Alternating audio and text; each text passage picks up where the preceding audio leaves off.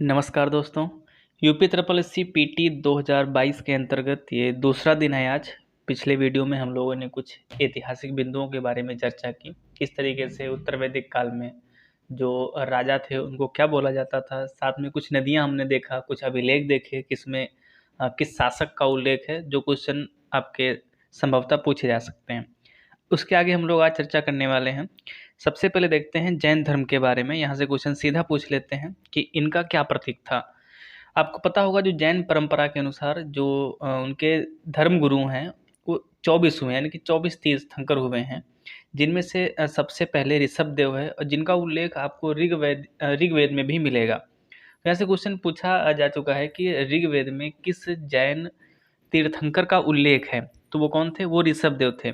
साथ में जो पार्श्वनाथ हैं वो 23वें हैं और आपके जो महावीर स्वामी हैं जिनके यूँ कहें कि जो समय काल में जो जैन धर्म था वो बहुत ही ऊंचे स्तर तक गया। तो इन सभी के कुछ चिन्ह हैं जो आपको मिलेंगे देखने को, परीक्षाओं में पूछे जा चुके हैं।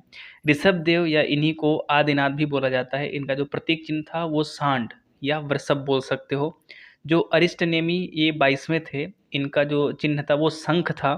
साथ में जो पार्श्वनाथ जो 23वें थे, उनका जो चिन्ह था वो सर्प था। और जो महावीर स्वामी हैं 24वें तीर्थंकर, इनका जो चिन्ह था वो आपका सिंह था। तो यहाँ से क्वेश्चन कई बार पूछा गया है। मोस्टली यहाँ पे प्रथम और जो यानी कि फर्स्ट और लास्ट यानी कि ऋषभ देव या आदिनाथ और साथ में महावीर स्वामी, इनका पूछा गया है, तो इनको आप देख सकते हो। नेक्स्ट बात करेंगे हम बौद्ध धर्म के बारे में। कुछ महत्वपूर्ण फैक्ट हैं, जैसे गौतम बुद्ध का जो जन्म है 563 ईसा पूर्व में शाक्य क्षत्रिय कुल में कपिल वस्तु के निकट लुम्बिनी, जो वर्तमान में नेपाल में पड़ता है, वहाँ पे हुआ था। इनके जन्म से यानी इनके जीवन से संबंधित कुछ प्रतीक हैं, कुछ सिंबल हैं जो कई बार परीक्षा में पूछे गए हैं। जैसे इनके जन्म का जो प्रतीक है वो कमल है, यानी कि ऐसा माना जाता है जब इनके माता जी को सपने में कमल दिखा था तो कई सारे ऋषि मुनि जो पंडित थे उन्होंने बताया था कि आपके घर में एक बालक का जन्म होने वाला है। साथ में जब इनका गृह त्याग हुआ था उसको बौद्ध धर्म में महाविनिष्क्रमण बोला गया और कई बार क्वेश्चन पूछा गया है। और उस जो घटना का प्रतीक है वो घोड़ा है।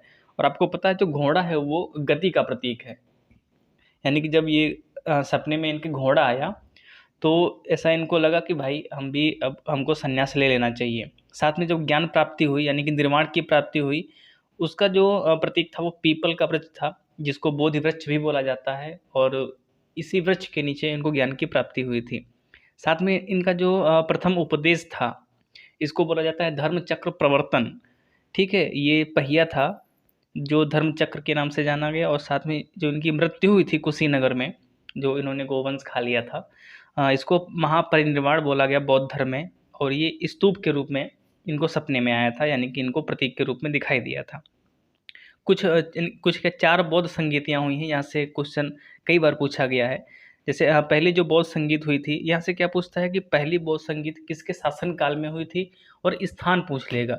तो आपको बहुत अच्छे से याद रखना है, जो प्रथम बौद्ध संगीत हुई थी वो अजातशत्रु के शासन काल में 483 ईसा पूर्व में राजगृह में हुई थी। और यहाँ पे कुछ महत्वपूर्ण काम हुए थे, जैसे सुत्त पिटक और विनय पिटक का संकलन हुआ था। यहाँ से त्रिपिटक के नाम से क्वेश्चन पूछते हैं कि त्रिपिटक किससे संबंधित है? बौद्ध धर्म से। सुत्त, विनय और अधिधम्म पिटक। तो 2 पिटक तो पहली बौद्ध संगीत में लिख दिए गए थे। कौन कौन से? सुत्त और विनय। अधिधम्म पिटक जो है आपका वो तीसरी बौद्ध संगीत जो 250 ईसा पूर्व में पाटलिपुत्र, वर्तमान का जो पटना है, अशोक के शासनकाल में हुई थी। वहीं पर आपका ये जो अधिधम्म पिटक है, जो तीसरा पिटक है, उसकी रचना या उसका संकलन हुआ था। तो इसको ऐसे आप कैसे याद करोगे? भाई जो 2 पिटक हैं वो पहली बौद्ध संगीत में हो गई और जो तीसरा है वो तीसरी में हुई। अब देखते हैं कि दूसरी में क्या हुआ था। जो दूसरी बौद्ध संगीत है वो 383 ईसा पूर्व यानी कि पहले के ठीक 100 साल के बाद में कालाशोक के शासनकाल में कहाँ पे हुआ था? आपका वैशाली में हुआ था ये। ठीक है। साथ में इसमें काम कौन कौन से हुए थे? ये जो बौद्ध धर्म है 2 भागों में बँट गया था। एक आपका स्थिरवादी या थेरवादी, और तथा उसमें दूसरा था महासंघ का। तीसरे में हम लोग देख लिए कि जो तीसरा हुआ था वो आपका अशोक के शासनकाल में 250 ईसा पूर्व में पाटलिपुत्र या पटना में हुआ था, और यहाँ पे अधिधम्म पिटक का संकलन हुआ था।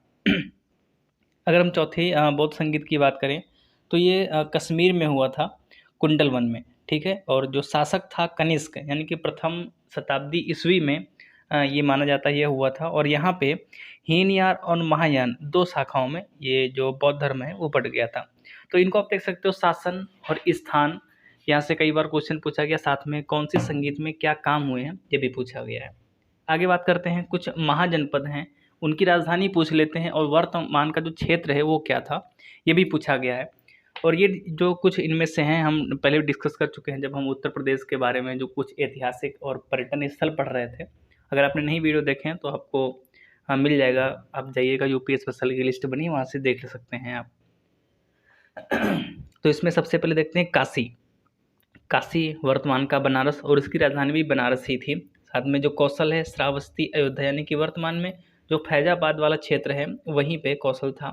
अंग इसकी जो राजधानी थी वो चंपा थी। और वर्तमान में जो बिहार में 2 जिले हैं भागलपुर और मुंगेर, वो प्राचीन काल में जो अंग था। साथ में जो मगध साम्राज्य आपको पता है वो दक्षिणी बिहार के अंतर्गत आता है, और इसकी राजधानी थी वो राजगृह और गिरिब्रज 2 थी।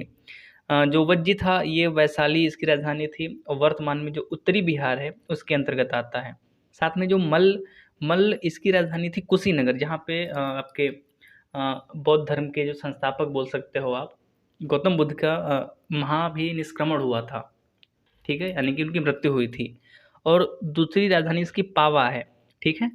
साथ में जो चेद या चेती है वो सोथवती, साथ में या सुक्तिमती आधुनिक बुंदेलखंड का जो क्षेत्र है वहाँ पे है। वत्स ये कौशाम्बी इलाहाबाद और बांदा का क्षेत्र है। साथ में जो पांचाल, इनकी उत्तरी पांचाल की राजधानी अहिछत्र थी, और दक्षिणी पांचाल की राजधानी आपकी काम्पिल्य थी। अगर हम वर्तमान की बात करें जो बरेली और फर्रुखाबाद का क्षेत्र है उसके अंतर्गत आता था। साथ में जो मत्स्य है, मत्स्य विराटनगर, ये आपका राजस्थान का जो भरतपुर है, यानी उत्तर प्रदेश राजस्थान का जो बॉर्डर के रूप में मान सकते हो आप, वो वर्तमान का क्षेत्र मत्स्य था। सूरसेन मथुरा आधुनिक जो ब्रजमंडल है वहाँ पर। असमक की राजधानी पोटन या पोटिल, जो दक्षिण भारत का एकमात्र महाजनपद था। बहुत बार क्वेश्चन पूछा गया कि दक्षिण भारत का एकमात्र महाजनपद कौन सा था, वो असमक था, ठीक है। साथ में अवंती उत्तरी उज्जैनी या दक्षिणी महिष्मती इसकी राजधानी थी। साथ में अगर हम गांधार की बात करें, तक्षशिला, पेशावर और रावलपिंडी ये पाकिस्तान में दोनों क्षेत्र आते हैं। वर्तमान का क्षेत्र वहाँ पे आपका गांधार था।